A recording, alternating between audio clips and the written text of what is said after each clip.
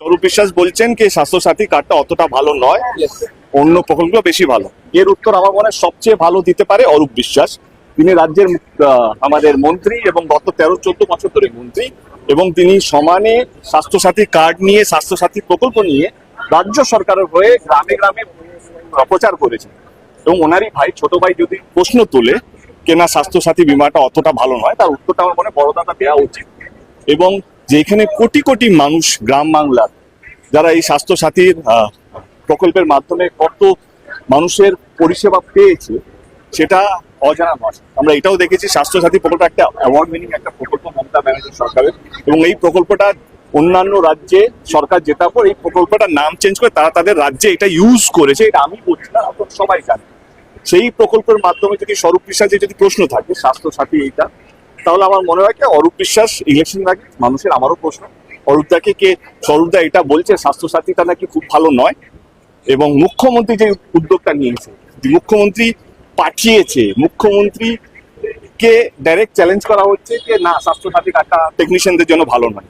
আসুন জিজ্ঞেস করুন এই টেকনিশিয়ানদের। আমি একটা এক্সাম্পল এখন দিলাম যে একজনের স্বাস্থ্যসাথী কার্ড ছিল না, তার খুব সিরিয়াস এমার্জেন্সি করে তার কার্ডটা বার করা হলো, তিনি এখন হসপিটালে যাবেন।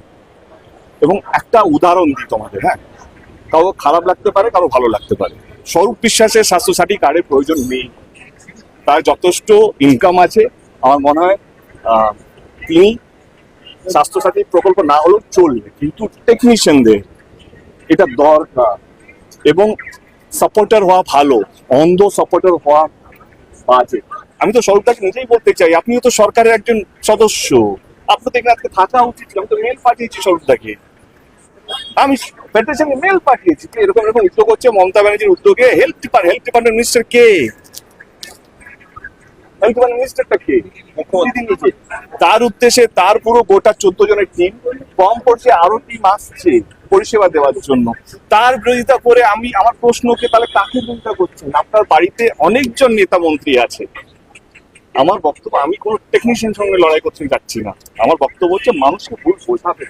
এসি রুমে বসে আমি কত বড় দাদা আর আমাকে কি দাদাগিরি করতে পারি সেইটার থেকে বেরিয়ে এসে টেকনিশিয়ানদের জন্য ভাবুন।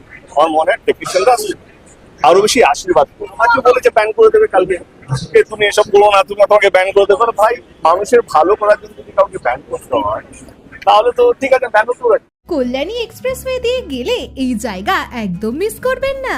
নৈহাটি রাজেন্দ্রপুর ব্লাইন্ড স্কুলের কাছেই রয়েছে এলাকার খুব জনপ্রিয় স্পট কেশরী ধাবা। এখানে আসলেই তুমি পাবে একদম ফুড কোর্ট ফিল, স্পেশাল টি, কফি, মকটেল কাউন্টার, সঙ্গে চকলেটস আর আইসক্রিম সব এক জায়গায়। ভেতরে গেলে ইন্ডিয়ান আর চাইনিজ খাবারের সুন্দর আয়োজন চোখে পড়বে, সাথে ফ্রেশলি বানানো ধোসা আর ইডলি। লাঞ্চ হোক বা ডিনার, তোমার পছন্দের সবটাই এখন এক জায়গায়।